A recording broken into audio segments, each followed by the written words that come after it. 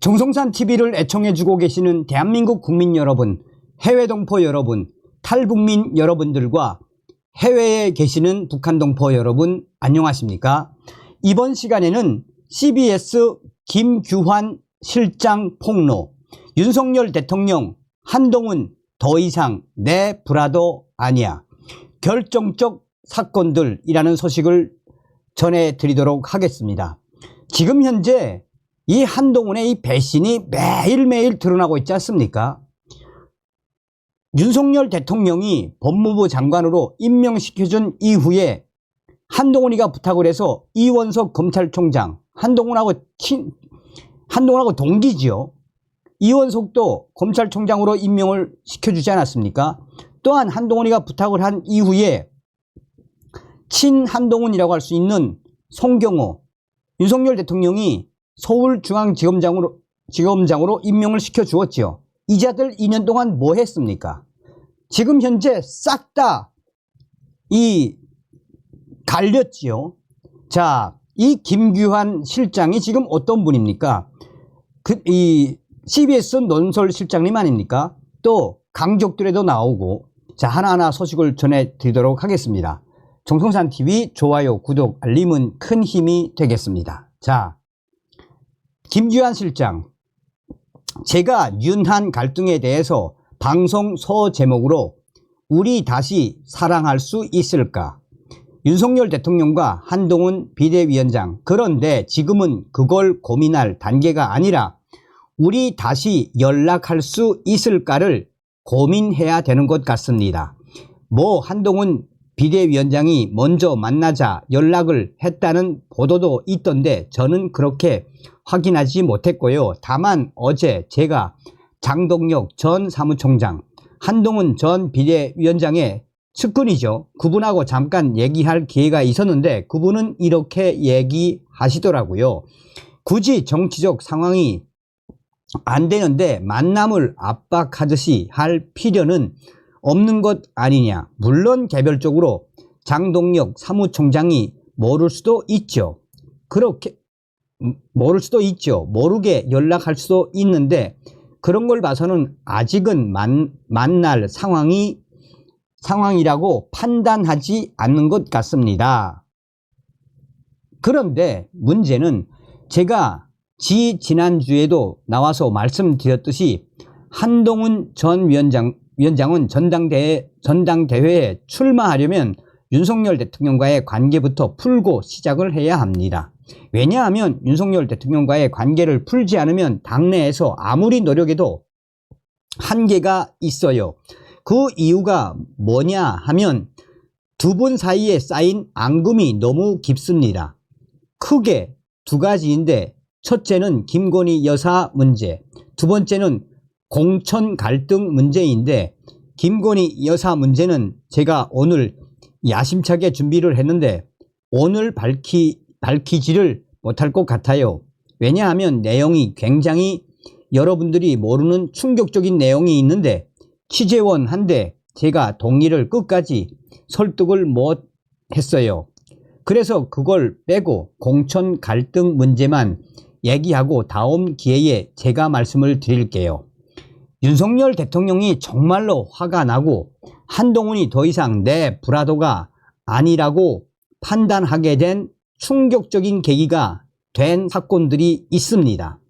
그걸 제가 나중에 말씀드릴게요. 일단 공천 갈등 문제에 대해서 제가 얘기할게요. 많은 분들이 짐작도 하실 텐데 공천 갈등의 중심에는 이철규 위원과 장동혁 의원이 있습니다. 아시다시피 이철규 위원은 대통령의 사람이고 장동혁 사무총장은 한동훈의 사람인데 원래는 장동혁 사무총장도 윤석열 대통령의 사람이에요. 왜냐하면 윤석열 대통령이 작년 연말에 한동훈 비대위원장으로 직접 임명한 건 아니지만 어쨌거나 오케이 할 때 이런 당부를 했거든요. 여러 가지 당부했지만 첫 번째가 뭐였냐 하면 당에 가서 당무는 윤재옥과 이철규와 상의해라. 그리고 사무총장은 장동혁을 쓰라라고 얘기했어요. 제가 어제 장동혁 사무총장하고 얘기할 때도 당신 한동훈 비대위원장 원래부터 알던 사이냐 그랬더니 모른대요. 어느 날 전화가 갑자기 와서 한동훈 비대위원장이 총선 저하고 같이 일해 봅시다 라고 받은 게 인연의 시작이라고 합니다. 그런데 공천 과정에서 이철규 위원이야 친윤이니까 그렇다 치고 장동혁 사무총장이 친한동훈 쪽으로 계속 기운 거죠. 결정적으로 3번을 부딪혔습니다. 첫 번째가 뭐냐 하면 조혜진, 서병수, 이동 배치 문제 때. 왜냐하면 조혜진과 서병수 위원은 하위 10%에 들었기 때문에 원래는 컷오프가 맞아요. 컷오프 시켰습니다. 그걸 갖다가 한동훈 비대위원장과 장동혁 사무총장이 공관위와 사전 논의 없이 일방적으로 살려서 이동 배치를 했다는 게 친윤 측의 주장이에요. 그래서 장동혁 위원한테 물어봤어요. 이거 어떻게 된 거예요? 그랬더니 부인은 하지 않으시고 다만 이동 배치한 것은 컷오프 10%가 나오기 전에 결정한 일이라고 설명을 하시더라고요. 제가 반론권을 보장하기 위해서 양쪽의 의견을 충분히 전해드릴게요. 왜냐하면 가끔 보면 댓글들에 너 자꾸 소문을 사실처럼 이야기한다. 뻥치는 거 아니냐라고 해서 자꾸 그래서 제가 말씀드리는 거예요. 이철규 공관위원장과 장동혁 공관위원이 엄청 논쟁을 했습니다. 이 문제는 한동훈 비대위원장하고 이철규 위원하고의 언쟁까지 확대된 거예요. 뭐였냐 하면 도태우 후보는 어떤 사람입니까? 윤석열 대통령이 직접 박근혜 대통령 사저까지 찾아가서 박근혜 대통령 전직 대통령의 예우 차원에서 준 공천이에요. 다 아시잖아요. 그렇게 알려졌잖아요. 그리고 장예찬은 아시다시피 대통령 청년 1호 참모예요. 그런데 이 사람은 정당한 당내 경선을 거쳐서 승리하고 최고위 위결까지 거친 상황인데 여론이 이상하게 돌아가니까 한동훈 비대위원장과 장동혁 당시 공관위원이 공관위하고 특별히 논의도 없이 일방적으로 도태우 또 장예찬 공천 취소해 버렸다는 거예요. 그것 때문에 불쾌했다는 거고 가장 큰 문제는 바로 비례대표 문제입니다.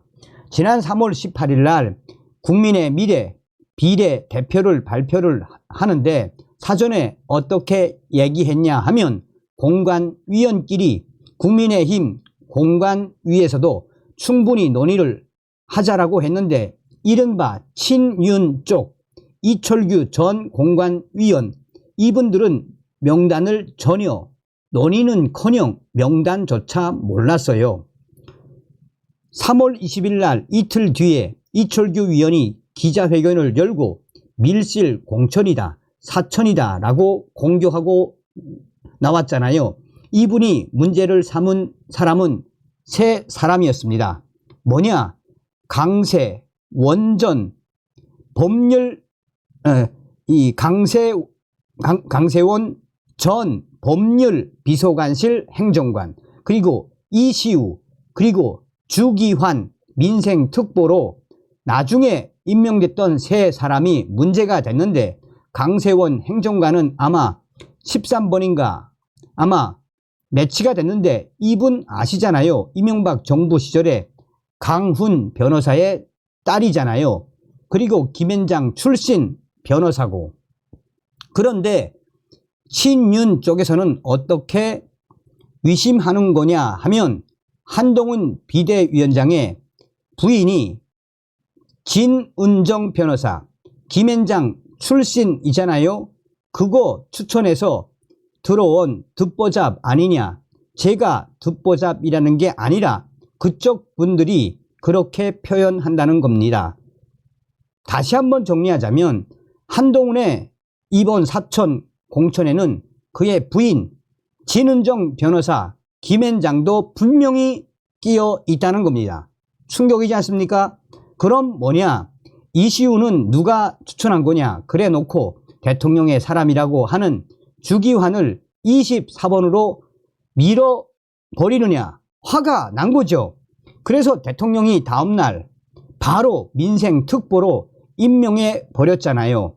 이에 대해서 모 위원이 이렇게 얘기했어요. 그 당시에 윤석열 대통령 원주 방문 중 그 소리를 듣고 바로 아주 험한 말이 나왔다라고 했어요. 그래서 주기환 민생특보 임명한 것은 한동훈의 뺨 싸다기를 윤석열 대통령이 강하게 날린 거예요. 이렇게 표현을 했어요. 그만큼 윤석열 대통령이 화가 나셨던 거지요.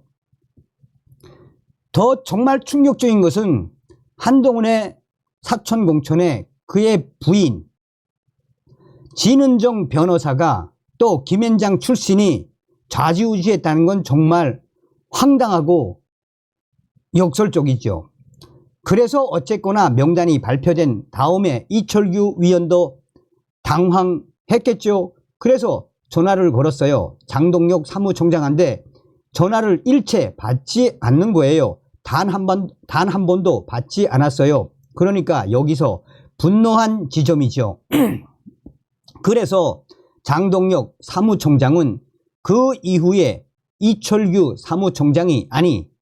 위원이 기자회견한 다음에 일일이 반박하지 않겠다고 얘기했죠. 다만 한동훈 비대위원장이 원하는 사람이 안 됐다고 해서 사천이라고 하는 것은 우스운 얘기다라고 얘기를 했죠.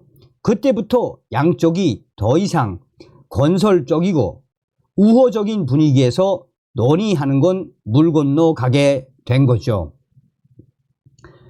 자, 그래서 아까도 말씀드렸듯이 국민의힘 공관위원회에서도 논의하기로 했고 국민의힘 공관위원 3명을 국민의 미래 공관위원회에 파견을 해요. 그런데 일체 이철규 공관위원이라든가 다른 공관위원한테 명단 통보가 없이 갑자기 명단을 어디서 작업했는지 모르겠지만 갑자기 명단을 들고 왔는데 그 안에 너무 듣보잡인 사람들이 들어왔던 거예요.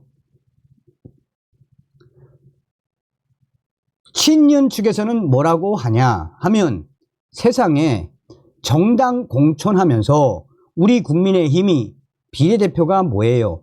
직능단체 이런 것을 배려하기 위해서 하잖아요. 그러면 항상 비례대표 명단을 발표하면 직능단체들이 지지 선언을 하거나 입장을 내잖아요. 그런데 이번에는 직능단체들이 단 한 곳도 지지 선언이나 입장 발표를 안 했습니다. 그런 거예요. 그만큼 직능이나 이런 것에 대한 한동훈의 배려 전혀 없었던 거죠. 배려 없이 어디인지 모르지만 밀실에서 작업해서 명단을 가져왔다고 위심을 하고 있는 겁니다. 대통령이 사적인 대화를 많이 하잖아요. 법조계, 선후배, 선배들하고 많이 통화를 하는데 화날 때마다 이런 식으로 내가 탈당한다 이런 취지로 몇 번을 얘기를 했나 봐요. 그것이 옮겨지면서 나온 게 아니냐라고 얘기하는데 중요한 건 현재 시점이지 않습니까? 그래서 물어봤습니다. 이철규 위원도 통화하고 제가 권성동 위원한테도 물어보고 그랬습니다. 그랬더니 누구 좋으라고 탈당하냐? 권성동 위원 같은 경우 그렇게 얘기했어요. 당의 주인이 누구인데 왜 나가냐? 당의 주인이 우리인데 왜 나가냐? 이런 식으로 얘기했어요. 그리고 이게 상식적으로 대통령의 탈당이 말이 안 되는 게 대통령의 탈당이라는 건 말입니다. 여대 야소 일대에 의미 있는 거예요. 그래서 한동훈 측에서 지금 비윤 포지셔닝을 위해서 비윤 이미지를 부각시키기 위해서 강하게 어필하고 있습니다.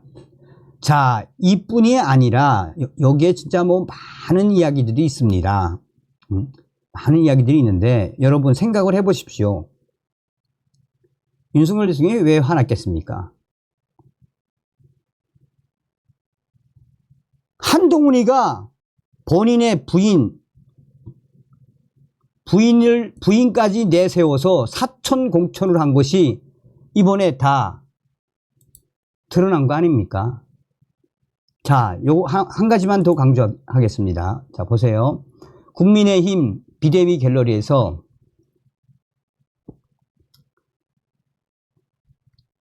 결국은 저 진은정 아닙니까? 진은정. 한동훈 부인이죠. 한동훈 부인까지도 이번 사천 공천에 동원된 거라고 강조하는 거 아닙니까? 다음 시간에 뵙겠습니다. 미열공.